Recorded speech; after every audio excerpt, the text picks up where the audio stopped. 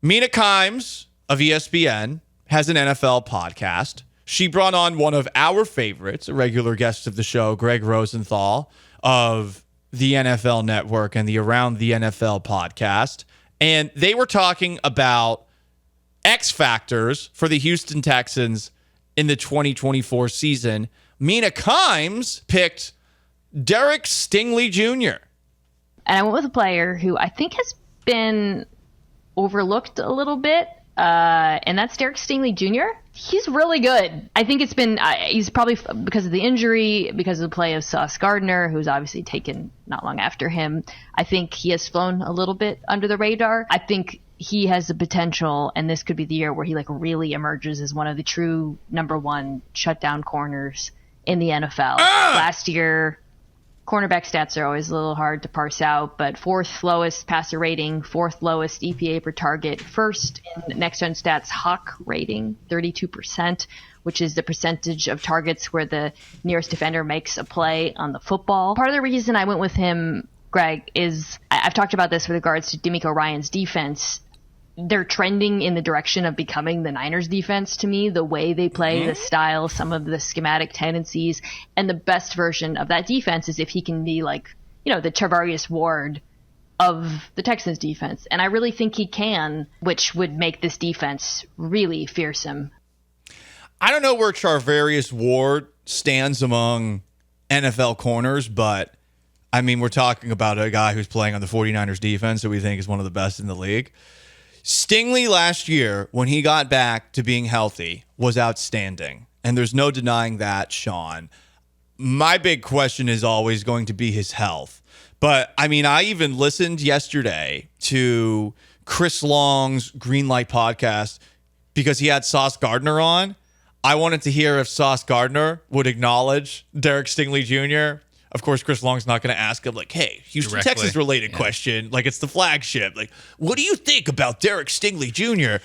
But I kind of wish that he had acknowledged it because I thought last year, going into the season, we thought that Sauce Gardner, clearly better player than Derek Stingley. I don't think it's such a for sure conclusion because Stingley last year got takeaways. And yeah, you want to shut down one side of the field, but it's also nice when you flip the field. Yeah, there is a value to just taking the ball away. Just he's not even necessarily high risk, high reward like some other cornerback, like a Marcus Peters type, or going back Asante Samuel type, where he is jumping routes to get interceptions, but sometimes no, he's just making plays on the ball where it is him and a wide receiver going up for a ball and he comes down with it. So that is a big part of why he has closed the gap on his fellow 2021 or 2022 draft pick Sauce Gardner, and why when we talk about him, we don't really have many notes as far as when he's on the field. It's just how often can he be on the field. He can do a lot for himself and make himself a lot of money if he plays 16 games this year. Want a little more deep steel blue pilling right here? This is from me. On a team that has a bunch of really good wide receivers, I think Derek Stingley would be capable of playing wide receiver in the NFL. Whoa. I think he would be capable of it. I think he's got great hands. And I think he definitely has the hands for it. And he knows how to, obviously his route running, we'll see. But I would assume that as a cornerback, if you can stick with the receivers that are doing all these crazy little movements to get open, I would assume that you have the agility to do the same thing. Yeah, it's the idea of the wide receivers know where they're going. Yeah. The corner is in man. You're reacting to it. It's more difficult, honestly, in some cases. By the way, Charvarius Ward last year led the league in pass deflections with 23 and had 5 interceptions. Okay, so that is the model that you're trying to be. Yeah. Cool. So that's what Mina Kimes had to say about Derek Stingley, her Texans X Factor. Greg Rosenthal had another choice that we discussed yesterday on the show as his X Factor, a newcomer to the team. I wrote down Stingley for similar reasons to, by the way, what I said about Stingley and the Niners defense. So well, exactly. That's it. When Alshire played in San Francisco, it was wow, is this guy one of the best linebackers in the league? And you kind of know, okay, he's probably not. It's about the defense too, but he's so physical. There was a lot of redundancies with him and Dre Greenlaw, and Dre Greenlaw is amazing. So you didn't need both of them. I get why he got more money.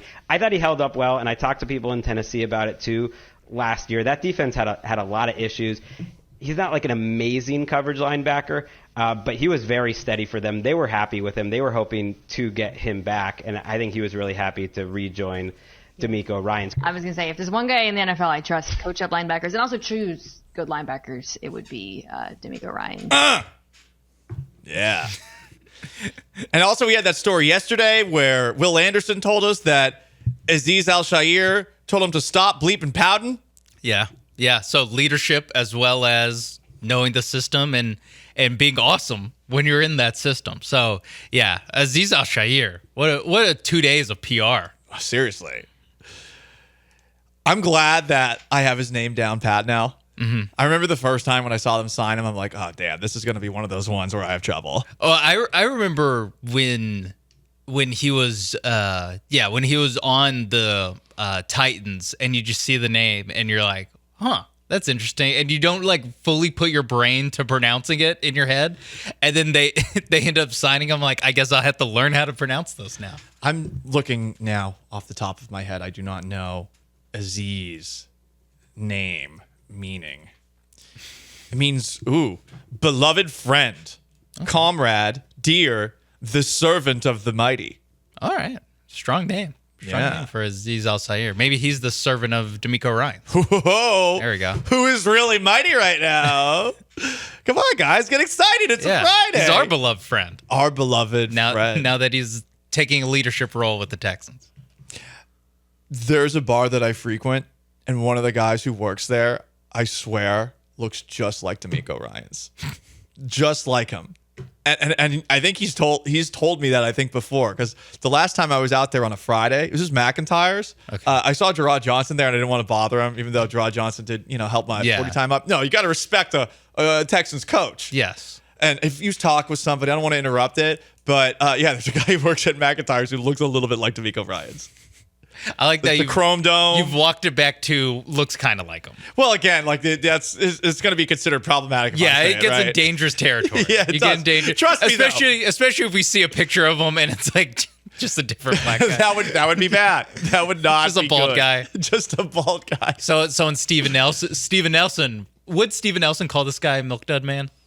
Yes, he definitely would call him a Milk Dud Man. He's a smaller guy too. Oh, okay. So definitely say. Yeah, I think so. Yeah. Steven Nelson, still unemployed. Louis Riddick. You might remember him from a brief tenure on Monday Night Football. You might remember him from NFL Live, which I think he's very good on. I think he's a good analyst. Louis Riddick is really feeling, like many people, the Houston Texans going into 2024. C.J. Stroud is that dude. End of story. He's that guy. Mm-hmm. And he was going to ascend. And he's going to ascend like a rocket ship. And it's going to be fun to watch. Number two, look, I'll tell you what. There isn't a coach in the NFL who I would say I have more confidence in his ability to snuff out and be able to kind of put a lid on any kind of smoldering fire more so than that guy right there. More so than that guy. Because you know what? He is like the perfect crossover from... He still looks like a Mike Backer. Mm-hmm. Have you seen his arms? Have you seen the way this dude looks right now? He could probably step in and give you 10 to 15 first and second down reps. And on top of it, he's so grounded. He's so intelligent. He has such a command. I ain't worried about nothing in Houston. Whoa. Nothing. The McNair family hit this ball so far out of the park with hiring D'Amico Ryans. And the way they have added to this football team this year, I'm not worried about anything. Stephon Diggs is the least of my concerns. I just want this team to stay healthy and let them go on and continue to improve. D'Amico Ryans will handle it, whatever comes. We might have to keep power rankings of NFL analysts. Who is the highest on the Houston Texans? The believer power rankings? I don't think anyone's higher than Louis Riddick right there. Holy crap. Undisputed number one in the nation. I mean, that to me, Sean, that is making me like say, wait a second, hang on. Too many people are buying into the Texans. It's also just he was talking about his arms. Look how hot he is. Yes. He stopped just short of that. I disagree with him with that he could take 10 snaps in an NFL game tomorrow. First or second down snaps. Probably not. I'll push back a little bit. It's a different league, and listen, are we asking D'Amico Ryans to cover people? If this is old school football where the middle linebackers are supposed to be like just absolute barbarians smashing the A-gaps, okay, that I'd feel a little bit different about. Yeah. The Brandon Spikes era.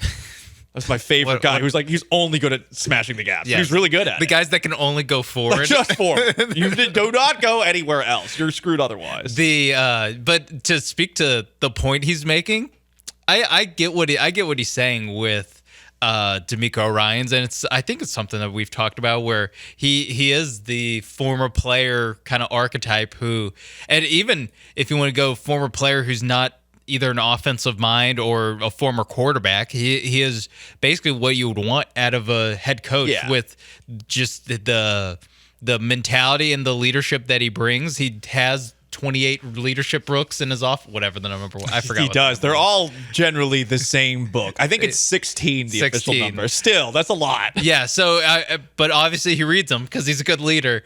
And yeah, I think I guess I have some things to be worried about in Houston, but the head coach is definitely not one of them. I agree with you there. Give me something that you're worried about. The cornerbacks. Okay, so I need more than 3 good OTAs out of Kamari Lassiter to become a believer. That's a fair point. Just pass defense in general, but specifically if you're going to put a fine point on it, what do they do there?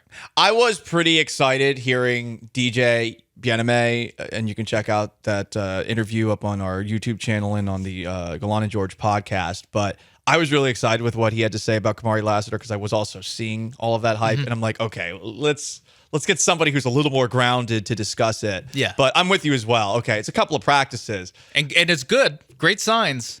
It also could be a sign that Jeff Okudah, and CJ Henderson are washed.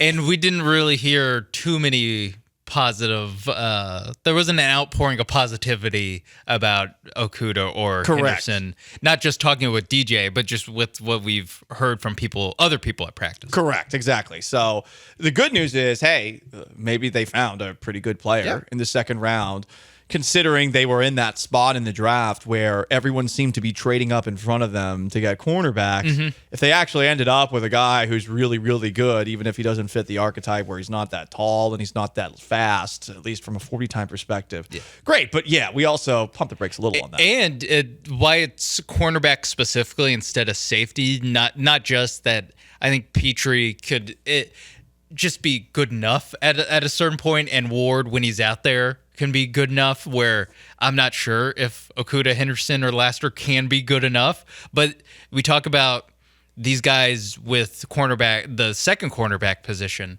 The guy who's number one, penciled in number one, rightfully so, as Derek Stingley Jr., who go back to, was the last segment, maybe the segment? Yeah, last segment. Last segment, we're talking about we have no issues with him on the field. Our only issue is he's not on the field enough. Yeah. So now you're talking about if